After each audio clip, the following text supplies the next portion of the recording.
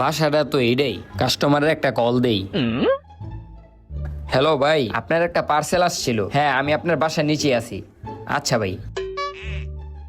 ভাই পার্সেলটা আমারই। ও, আপনার পার্সেল? এই যে ভাই।